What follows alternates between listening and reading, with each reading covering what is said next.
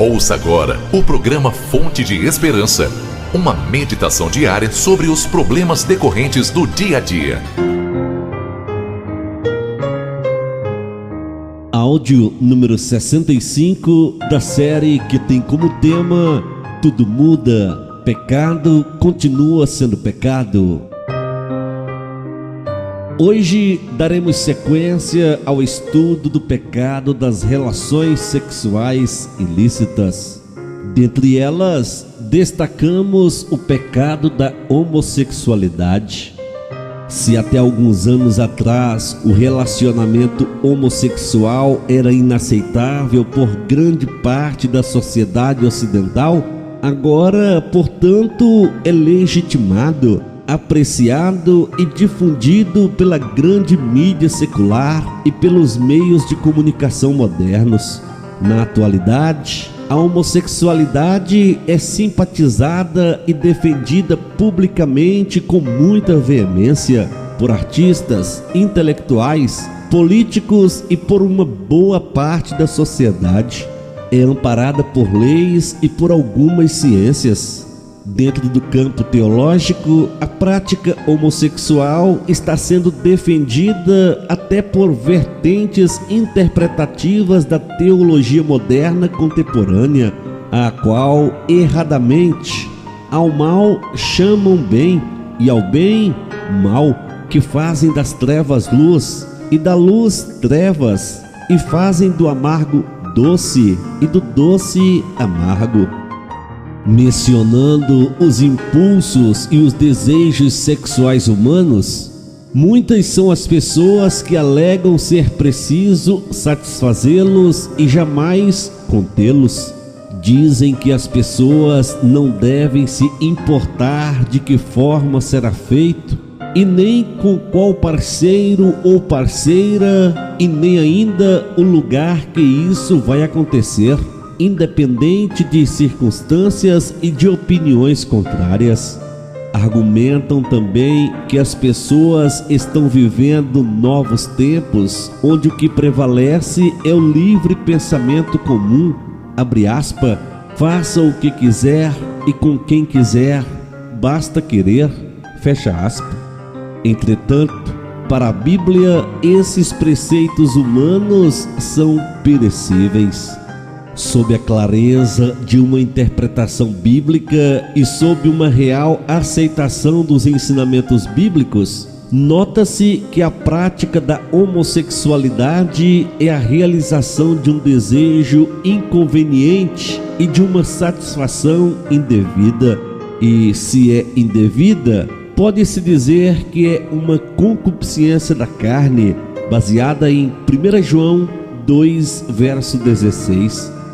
Então, ouvintes, fica a dica: de modo perfeito e completo, Deus, no princípio do mundo, criou o homem e a mulher, macho e fêmea, e após analisar a sua própria criação, então concluiu que tudo o que ele tinha feito havia ficado bom. Assim sendo, não importa o tempo que passar, o pecado da homossexualidade continua sendo pecado. Outra atitude de destaque nas relações sexuais ilícitas é o pecado de adultério. Este pecado é característico inerente à concupiscência da carne e dos olhos. É uma prática puramente mundana. O apóstolo João, em sua primeira epístola, capítulo 2, verso 16, escreveu: porque tudo que há no mundo, a concupiscência da carne, a concupiscência dos olhos e a soberba da vida, não é do Pai, mas do mundo. Portanto, todos aqueles que para ela se inclinarem estarão desagradando a Deus e se arriscando a encontrar a morte física e a morte espiritual. Infidelidade não é um assunto novo, não é exclusivo de nossa sociedade moderna e nem da liberdade sexual do século XXI. Em todas as épocas da história do homem e em todas as culturas, fidelidade no casamento tem sido aceito por uns e rejeitado por outros. Há duas formas, portanto, de se encarar o casamento. Uma é olhar a fidelidade ao cônjuge como opção, podendo ser descartada quando de interesse próprio. A outra é uma posição absoluta, um compromisso de vida até que a morte os separe. O mundo nos ensina a adotarmos a primeira opção, mas Deus, porém, nos indica a segunda. O futuro de nossos casamentos, bem como de nossas próprias vidas, dependerá de qual das duas posições assumirmos. Ao lermos Provérbios capítulo 5, versos 15 ao 18, percebemos que Deus refuta qualquer argumento a favor da infidelidade. E ouvinte, a sociedade atual nos apresenta 4 sedutores argumentos, os quais não passam de verdadeiras mentiras, mas é bom lembrarmos, pois moramos nessa sociedade. Primeiro argumento: a liberação sexual é que torna o casamento feliz, realizado e maduro. Ao analisarmos este argumento, percebemos que a realidade é bem o contrário. Quando os cônjuges se amam e outro comete adultério, nenhum dos dois se sentirá mais feliz, realizado, e muito menos o amor entre ambos será amadurecido. O que fica é amargura, solidão, sentimento de rejeição e ódio. Segundo argumento: a realização pessoal deve ser prioridade em sua vida. A ideia é: se o seu cônjuge não é o que você esperava que fosse, você tem o direito de descartar-se dele e aventurar-se em outras pastagens. Porém, quando lemos a Bíblia Sagrada, percebemos que Deus atira pela janela esse tipo de argumento ao lermos Filipenses capítulo 2, versículo 3. Terceiro argumento: ser fiel não é saudável, cria insegurança e mina a autoconfiança de cada um dos parceiros. Mas, rebatendo este argumento da sociedade, uma das situações que mais corrói a autoconfiança e abala a segurança de alguém é a infidelidade. E isso tanto para quem trai quanto para quem é traído. Provérbios capítulo 3, versos 7 e 8. Quarto argumento: as consequências da infidelidade na família são temporárias e após este tempo, todas as coisas voltam a se encaixar e a vida prossegue normalmente. Mas todos nós sabemos que não é assim. Uma vez que a infidelidade atinge o lar, nenhum de seus membros continuará a ser o mesmo. A infidelidade destrói vidas e deixa cicatrizes permanentes. Provérbios capítulo 5 nos mostra que a infidelidade termina em amarguras, perda, dor e até em morte.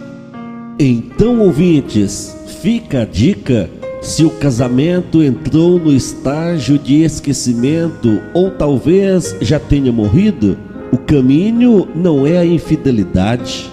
Devemos avaliar e tentar o caminho rumo à reconciliação, pois, assim como aos olhos de Deus adultério é pecado, a Bíblia afirma que Deus odeia o divórcio.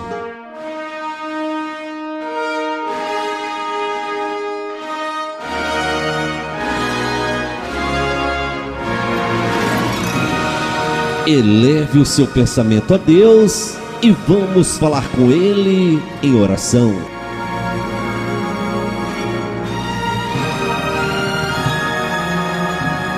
Maravilhoso e eterno Deus, Deus de bondade, Deus protetor e ajudador, rogo a tua bênção no dia de hoje, ó Pai, sobre as famílias desta nação. Pai, que o Senhor possa conceder graça a cada membro familiar a buscar em Ti ajuda para que possam resolver os problemas familiares que aparecem dia após dia. Deus bendito e santo, oro a Ti, meu Senhor, intercedendo restauração para este casamento que já está falido. Pai, dê sabedoria aos cônjuges para que possam se entender e juntos prosseguir na caminhada a dois. É a minha oração, é o meu pedido. Peço a Ti, em nome de Jesus, Teu Filho amado, o nosso Salvador. Amém.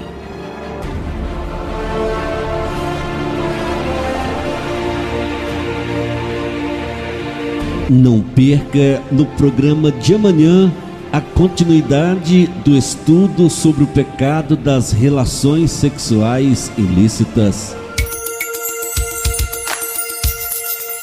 Você ouviu o programa Fonte de Esperança. Compartilhe esta mensagem com os seus amigos que também podem estar precisando de uma palavra como esta. Deus abençoe a sua vida.